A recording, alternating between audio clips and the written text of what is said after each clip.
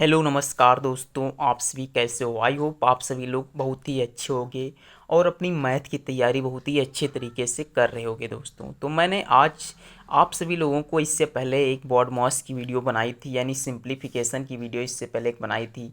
उसमें आप लोगों ने बहुत अच्छे तरीके से पढ़ा और उसके बाद में मेरा मन किया कि उसमें सिंपल से सवाल बताए गए थे, उससे थोड़ा और अच्छे सवाल एक और वीडियो बनाकर बताया जाए, जिससे आपको सिंप्लीफिकेशन में बॉड मॉस में और कोई दिक्कत ना हो। तो चलिए दोस्तों, आपका टाइम ना बर्बाद करते हुए वीडियो को स्टार्ट करते हैं। मेरा पहला सवाल है 24 डिवाइड बाई 6 प्लस का 4 कोष्टक में लिखा हुआ है 4 - 3 मल्टीप्लाई 16। देखिए, ऐसे सवालों को हल करने से पहले मैं आपको एक बार बता चुका हूँ कि बॉड मास ट्रिक लगती है। क्या कहते हैं? बॉड मास। तो आप लोग इसे समझिएगा। देखिए, बी से क्या मतलब होता है? सबसे पहले ब्रैकेट को हल किया जाता है। आप का मतलब होता है गुणा, डी का मतलब होता है भाग, एम का मतलब होता है फिर मल्टीप्लाई और ए का मतलब होता है एडिशन यानी प्लस, एस का मतलब होता है घटाना यानी सब्सट्रैक्शन। अगर जो हमें किसी भी सवाल में इसमें से कोई एक टॉपिक मिलता है, सबसे पहले तो इसी से मिलेगा। यानी ये कोई भी सवाल हल करते हैं, जैसे कि मेरा पहला सवाल है ये। इसमें देखते हैं कहीं ब्रैकेट है, यानी सबसे पहले ब्रैकेट हल किया जाएगा, फिर ऑफ यानी का हल किया जाएगा, फिर भाग हल किया जाएगा, फिर मल्टीप्लाई और फिर एडिशन एंड सब्सट्रैक्शन, ये चीज़ें घटाई जाएंगी दोस्तों। तो चलिए इस सवाल को हल करते हैं। देखिए, ये सवाल लिखा हुआ है 24।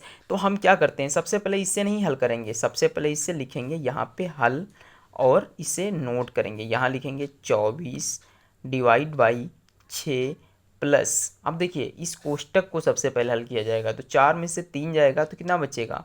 एक ही तो बचेगा। और एक यहाँ लिख लेंगे, मल्टीप्लाई में 16 लिखेंगे। अब देखिए, इस कोष्टक के बाद में ऑफ है, यानी का तो कहीं लिखा हुआ नहीं है। तो अब क्या करेंगे? डिवाइड। तो भाई डिवाइड कहीं दिख रहा है? दिख रहा है। तो 6 × 6, 6 × 4 = 24, यानी 24 को भाग दिया तो 4 आ गया, प्लस का बचा 1। क्या कितना बचा हुआ है? 1 बचा। मल्टीप्लाई में कितना बचा है? 16 बचा। अब देखिए, 16 की गुणा 1 से करें, पहले गुणा करें या घटाएं? तो यहाँ पर देखिए, हमने भाग तो हल कर लिया, तो अब क्या आ गया? चिन्ह मल्टीप्लाई का आया। तो मल्टीप्लाई को हल करेंगे तो 16 एक कितना हो गया? 16 हो गया। तो यहाँ 16 लिखते हैं। अब देखिए, 16 + 4 को जब जोड़ा जाएगा तो कितना आ गया? 20 आया। यानी दोस्तों, इस क्वेश्चन का जो करेक्ट आंसर होने वाला है कितना है? 20 आया। दोस्तों, ये सवाल बहुत ही सिंपल होते हैं, बस लगाना आना चाहिए आपको। यदि ये बॉड मास ट्रिक याद हो गई ना, तो दुनिया का कैसो सवाल हो गए तुरंत हल हो जाएगी। तो समझिए, अब अगला क्वेश्चन समझिए, क्वेश्चन नंबर 2। देखिए दोस्तों, मैंने पहला क्वेश्चन सीख लिया। अब सीखते हैं question number 2। Very important question होने वाला है। जैसे कि मैंने सवाल लिखा 38 × 2 - 13 और ये देखिए दोस्तों, जैसे मैंने अभी पहला क्वेश्चन हल किया, उसी तरह इस क्वेश्चन नंबर 2 को हल करेंगे। चलिए स्टार्ट करते हैं। देखिए, इसमें भी हम बॉड मास का नियम लगाएंगे, यानी सबसे पहले ब्रैकेट देखेंगे तो इसमें ब्रैकेट नहीं दिख रहा है, तो इसमें क्या दिख रहा है हमें? इसमें भाग दिख रहा है। तो सबसे पहले भाग को हल किया जाएगा। तो देखिए, 3 × 1 = 3, 3 से काटेंगे तो 12×3 = 36 आता है। देखिए दोस्तों, एक बात और आपको बता दूं, ऐसे सवालों को हल करने के लिए आपको टेबल आनी चाहिए। मैक्सिमम आपको 20 तक तो टेबल आना ही चाहिए। तो आप लोग 20 तक पहाड़ा याद कर लीजिएगा। अब देखिए, जब इसको भाग को हल कर दिया तो अब उसके बाद में गुणा हल करना होगा। तो 38 की गुणा 2 से करिए, 38 दूनी 76 होता है, माइनस 13 ज्यों का त्यों लिख देंगे, प्लस अब यहाँ कितना लिखा जाएगा? 12 लिखा जाएगा। अब देखिए, उसके बाद में क्या होता है? पहले भाग, फिर गुणा, फिर क्या किया जाता है? जोड़ा जाता है। तो देखिए, 76 प्लस का है और 12 प्लस का, तो 76 और 12 जोड़ेंगे तो 88 आ जाएगा, यानी 88 आएगा, माइनस का 13 आएगा। अब देखिए, 88 से 13 को घटाएंगे तो 75 हमारा आंसर आ जाएगा दोस्तों। देखिए, एक लाइन में आपका सवाल हल हो रहा है दोस्तों। आप लोग अगर जो चाहो तो इसे चुटकियों में हल कर सकते हो ऐसे सवालों को। तो दोस्तों, वीडियो यदि अच्छी लग रही हो तो आप लाइक करिएगा और अपने दोस्तों को शेयर करना बिल्कुल भी ना भूलें।